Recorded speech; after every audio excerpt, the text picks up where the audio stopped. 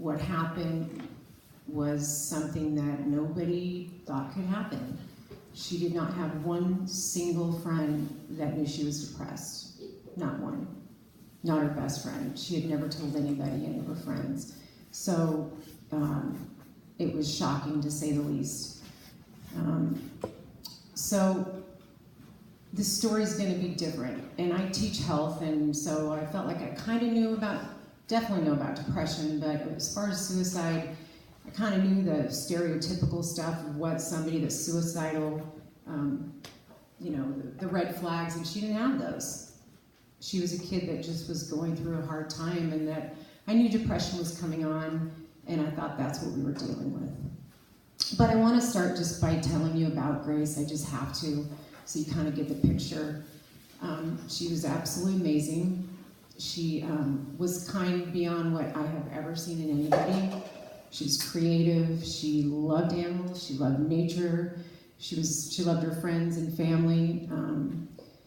And she was the kind of kid that had friends in all different groups. You couldn't put her in one group. You couldn't say she just hung out with, like, I don't know, academic kids, or she loved cross country. She said she hung out with the nerd herd in cross country, which I thought was awesome. And then she was in sports, so she was friends with those kids. She was in leadership, so she's friends with those kids. So you couldn't put her in one group. And I loved that about her. I liked that she didn't judge anybody. She would talk about kids at school that people were mean to, or for whatever reason, if they were being made fun of, she didn't understand it. She didn't have that in her. And in fact, she made me a better person. I might say something like, I don't know, something kind of rude about somebody, and she'd say, "Mom, you never know what somebody's going through." And I look back and I think about that. Because nobody knew what Grace was going through. But she was also a typical kid. I don't want to say, it's easy when somebody dies, you put them on this pedestal and, they were perfect, but she was so messy. She drove me nuts. She would not do her schoolwork. I was on Pal constantly, get in his that, you got to retake that test, and she never did her chores. She wasn't a perfect kid, but she was just simply just a kind, nice kid and good to everybody. And more than anything, when I think of Grace, I think she wanted people to feel good about themselves, no matter what was going on in their life. She wanted people to be happy and feel good about themselves. So 5 months before Grace died, she told me, "Mom, I feel sad and I don't understand it because I know my life is wonderful." And I was like, I know what that is because I've dealt with depression, and so I knew we were dealing with depression, and it was super scary and confusing to her because her life was awesome. And that's called that's true depression. Depression can come on and be caused by something terrible, but it also can be an imbalance, chemical imbalance, and that's what it is when your life is wonderful and you're going, I don't understand why I feel this way. And that's what Grace had, but we didn't know the depth of it. I believe she didn't want anybody to worry, so she didn't share exactly what was going on. So I honestly thought Grace told me everything. She was so open. I knew when she kissed her boyfriend, I'm like, "You're not supposed to tell me these things, Grace. Girls don't do this." She kissed him twice, and she just told me everything. So it's still hard for me to believe there was something she didn't tell me. So when I realized she was depressed, I sent her to counseling. She loved her counselor. Her counselor said she's dealing with depression. She's just not having a great year. She didn't love school. Her best friend's at St. Mary's, still at St. Mary's. Her boyfriend was at St. Mary's, and it just seemed like it was just a rough time for her, but nothing that serious. So that's kind of what happened. And so I'll skip to what we're doing here. Kindness Matters is the name of the nonprofit Lisa and I founded. And it's a theme that's super important to me because it sums up Grace so well, because that's Grace right there. She's just so kind. But what I really want to talk about is the actions behind the words, because it's really easy to say kindness matters, and it's really easy to, and this goes for me, I think I'm a good person, I think I do a lot of the right things, but to me, I think it's a lot bigger than that, and people like to do things for recognition or community service or volunteering, which is great. But to me, true kindness is doing the right thing and doing a kind thing when you don't get credit for it, you just do it. And sometimes it's uncomfortable or embarrassing, but you do it. And nobody's going to give you a pat on the back. They might not see you do it, but that to me is true kindness. And so anyways, when I started thinking about that, I just thought of some examples of kindness that I've seen, like mainly from teaching. And 3 things just like jumped in my head. And the first one is Kyle Singler. Raise your hand if you know who Kyle Singler is. Pretty much everybody. So Kyle was in my class in 7th grade. Kyle Singler is a professional basketball player, and he's here from Medford, if you don't know. He went through Hedrick, and he is a stud. He's like, and when he was in Hedrick, he could dominate any sport. I coached him in track. It didn't matter. From the 100 to 3,000 to throws, it didn't matter. He would win everything. So, anyways, Kyle makes millions of dollars. He's famous. He's all that. But that is not why I admire Kyle. When I had him in health, it was a long time ago, I can remember exactly where he sat. I can remember exactly this little kid that was so awkward. And kids would say he's weird, dressed weird, I don't know, he was just different. And I wouldn't say he's full on special ed, but he was off a little bit. And those are the kids that kids are so mean to, because they look like they should do what is expected, but there's something off. He probably had a learning disability or something. Didn't have friends, and I would constantly see Kyle help him. And not because I asked him, and nobody knew, and I know he didn't see me. He didn't see me watching, so he could say, look what I did.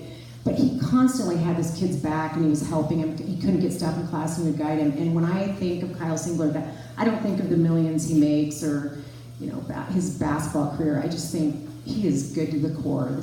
I admire him, and that's why I admire him. And then another example I came up with 4 years ago. I would see this girl walk down the hallway at Hedrick, and man, she had her own style, confidence, and she wore this headband every single day. Where's Talia? Headbands weren't really in, Talia. Man, she would rock it, and I never once saw her without a headband. She just struck down the hallway. I'm like, who is that girl? And it was Talia. But I didn't know that. I didn't have her in class. And then that year, Steven, I can't think of his last name, he's severely autistic. Love Steven. Anybody know who I'm talking about when I say Steven? Oh my gosh, love him so much. He's pretty much nonverbal, and he is so sweet. He pets your head. Do you remember how he'd do that? And cutest thing. Anyways, I kind of worried about him because I heard they were putting him in some other classes, and I asked Mrs. Swanson, well, Steven's in your culinary arts class? Really? How's that work? And she said, oh, I got Talia. He's taken care of. I'm like, oh my gosh, I love that girl with a headband. I didn't even know her yet. So I knew I loved Talia. And then my third example has to do with my daughter, Jill Rosie. And this example of kindness and empathy surpasses anything I've ever seen in my life, and I think I'll ever see. And she doesn't really want me to talk about, so I'm gonna make it super fast. But we were driving this time last year down Jacksonville Highway, and I had to pick her up at somebody's house, and there was this girl on the side of the road. It was freezing, it like snow, around the foothills, and she was with a dog. The dog was shivering, she was shivering, she hardly had any clothes on, black all over her face. She's sobbing and talking to herself, and like her clothes were kind of halfway off. She was a mess.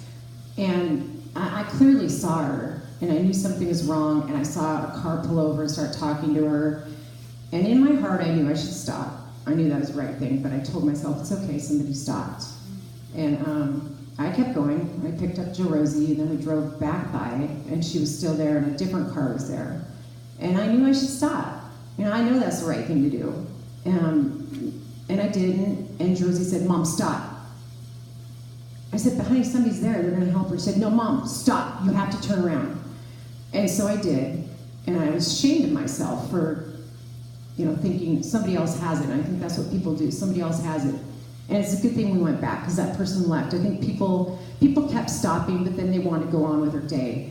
We ended up staying about an hour and a half with this person that was a mess, and I don't know, I'm pretty sure there's probably mental illness, maybe drugs, maybe both, but she was sobbing, she wasn't making sense, and it wasn't comfortable. I mean, you didn't know what to do. Josie took all her stuff out of the car, and she put all her clothes on her, and she found a dog collar that we had, and she gave it to her, and this girl said she wanted to die, and it was hard for us, and we cried with her, and we talked to her, and it was just amazing kindness. It was something that came from her core, and I've never been more proud, and I'm so proud she's my daughter. After the police came and a mental health worker came, she wouldn't accept help. So she was walking down the road, but she had Jerosa's clothes on, and the dog had its collar, and we put clothes on the dog. They were all shaking and cold, and then Jerosa insisted we go to the store. We bought a bunch of food and dog food. We could never find her. We drove around and looked for her, but that was all her. That wasn't me, and I just admire that. So those are my examples of kindness. And then there's the whole friendship thing. And I put that with the kindness. Kindness matters because a true friend is a friend that's unconditional. And that's easy to say. And I remember being 16, and I remember the friends that have stayed with me, and I remember a couple friends that if you're the life of the party and you're super fun, you're fun to be with. It's when you're not fun, you're angry, you're sad, your friends are still there. You know, and those are your true friends. And you just, I guess with Grace and what happened, I just always think you never know. Nobody knew what was going on for her. She looked happy. After she died, I mean, almost every single card I got from kids said she always smiled. That's what I heard over and over. Nobody knew what was really going on. And so I kind of had to look to myself when I get judgy about something or think somebody's not nice or whatever. And I had something happen in the summer that challenged me. I taught summer school, and there was a girl there, and she wasn't very nice. She was really hard to like, and she was disrespectful. Super pretty, but way too much makeup, way too low of a shirt, too tight of clothes, you know, just like, you know, I don't know, wanted attention from the boys and attitude, and I didn't connect with her at all. And I tried, but I could not connect with her, and I was having a hard time even liking her, to tell you the truth. And she didn't like me, that was for sure. And so I tried a different approach. I'm like, I don't know what's going on here. I mean, anyway, so one day I talked to her alone. I said, you know, how's life? What's going on? And she opened up just a little bit, and I'm like, I could tell it was big stuff, and I had no idea. And so then I said, could you write about it? And so whatever the rest of the class was doing, I said, I'd just take this time, just kind of write like a journal about what's going on in your life. I would love to know. She wrote 2 pages. She couldn't stop writing. She stayed after everybody went to lunch, and she'd been sexually abused by her dad, sexually abused by her mom's boyfriend, taking care of her little brother that's a year and a half, and living in Hearts with a Mission for people that don't have a home. This girl dressed nice, super pretty. There's no way you would know this. And nobody at school would ever know that. I was shocked. No wonder she had a bad attitude. You know, she's going through hell, and I'm expecting her to be a polite, nice student and do what she's supposed to do. So that was a big lesson for me. You really do not know what's going on with somebody. Now, that wasn't Grace's situation, but it's another example of you really don't know. So be kind to people, even if they seem angry, even if they seem sad, you know, they're quiet or whatever, and you think they're rude. There might be a reason why. And man, she had reasons why, and it was an eye-opener for me. Okay, so then I wanted to this is super hard for me to talk about depression, suicide, and it's been 2 years, and for the first year I called it an accident. I could not call it suicide. I couldn't believe it. I couldn't believe that's what it was, so I thought it was an accident. And the truth is, I still kind of think of it, I mean, I know what I have to call it, but if Grace could think clearly, she wouldn't have done it. And anybody that knows her, and I see some of her friends in here, and they know she could think clearly, there's not a chance she would have done it. And so I know she couldn't think clearly, and I know there were things going on that scared her and that were confusing. And a lot of people deal with depression. I've dealt with depression, but I've never had thoughts of not wanting to be alive. But Grace's depression was confusing she went to a counselor, and the counselor had no idea. When the counselor saw the name, she thought it was the wrong name when she heard what happened. She didn't think there was any chance that it was Grace. She did, on every kid that she sees, and she sees teenagers every day, she does a suicide assessment. Grace was low every time. I looked at him, I said, I just couldn't believe it. I mean, I almost thought it was murder, you know. My friend thought it was. We just couldn't believe it was suicide, and there was just no signs. So I'm telling you these things because if you ever have those feelings of not wanting to live, you have to tell somebody. You have to tell, and sometimes I think it's too much for kids. I think you have to tell an adult that will know what to do. And if you have a friend that you see big changes, like, you know, a few people told me that, well, I did see Grace eating lunch alone the last couple of months, which lots of kids do that. I mean, I would never say, you know, it's anybody's fault. Kids do that. She loved to read. She was probably reading. But, you know, if you see changes in people, maybe they're not doing the things they love to do, they're kind of withdrawn, you have to take those things serious. You can't take depressions, you can't take it serious enough.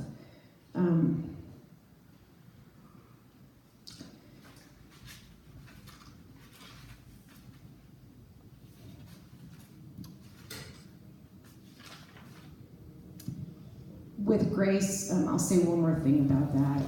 I think part of the reason that people didn't think it could happen is she looked happy so much.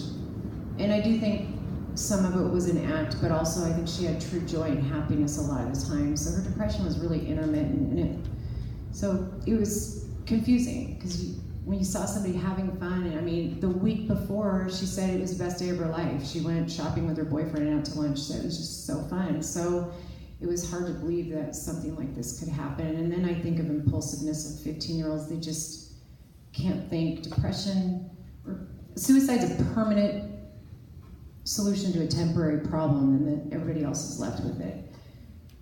And I used to say this thing that I've heard before, and now I can't stand it. I can't stand it. People, and I remember saying it when I was young, suicide is the most selfish thing a person could ever do. You hear that.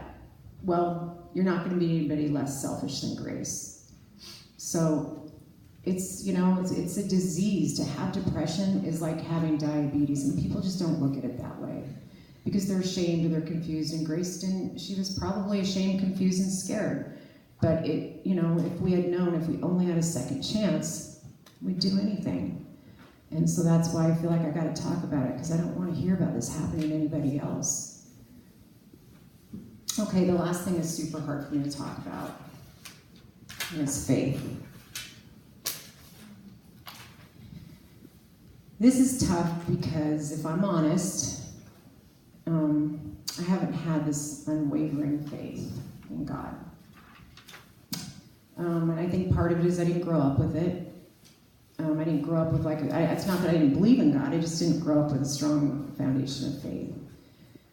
And I've always had more questions than actually solid beliefs. Did anybody, who's in my health class in here? Anybody in my health class? So remember journal writing? We complain, oh, I'm writing a journal again. I have to write journals twice a week or whatever. Well, I wrote in a journal every day the first year. And I was just looking back at that journal, and I wrote the word faith so many times, the word God so many times. Half of it was because I was so mad, and half of it was, where are you? And I would write over and over, I must find faith, I must find faith, where are you, God, over and over. And I'd write lots of other stuff, but almost every day that was it. And I knew if I was going to make it through this, and what I've been through is, I'm going to say it's pretty close to unsurvivable. I thought I might just stop breathing. There are days where I just thought, I think people can live through this. This is too much. I didn't know something so bad could happen that a person cries every day for a year. I didn't. And so I knew I had to find something bigger, because I thought, I don't think I can make it. I don't think I can live through this. And so luckily, I have some incredible friends that have become they're friends, but they're also kind of mentors in this area. And I've said over and over, but I'm so mad at God. Where is he? Why didn't he help me? If God's so great, and people are praying to him all the time, well, why isn't he there for me? And I've been told it's okay to be angry, and I'm not going to say I'm not still angry. But I'm working through that. And I guess I thought that, if you're a good person, bad things really won't happen to you. And I don't know why I thought that. I guess I thought it because nothing really bad ever happened in my life. But when I think about it, bad things happen all over the world to people that aren't bad people. And it's been explained to me that God doesn't create those things. It's not like he wants those things to happen, and he can be there with you through those things. And so it's an area I'm working on, and I think I'm making baby steps. But I'm still pretty angry. I don't understand. I want answers. And I don't know if I'll get them. But I will say some things have happened that I can't explain, that are unexplainable. And so all I can figure is God had to have a part in that. And a lot of it has been through other people. I feel like God has kind of come to me through other people. I know in my journal I would write over and over what I know, because I felt like I didn't know anything anymore. I thought I was a good mom. I thought I was a good person. I thought I kind of knew what was going on in life. And when it happened, I felt like I didn't know a single thing. So I'd write, I know, and then I'd write whatever I knew. Like, I know I couldn't love my daughters anymore. I know Grace loved me. And I always wrote, I know God. I know Grace is in heaven. I never doubted that. I know Grace is in heaven. I know Grace is with God. But I'm still mad, because I don't want her there. I want her with me. But I feel like I'm going in the right direction, and having faith that God is real and God is good and he's there. But it's a slow journey, but I feel like I'm going the right way.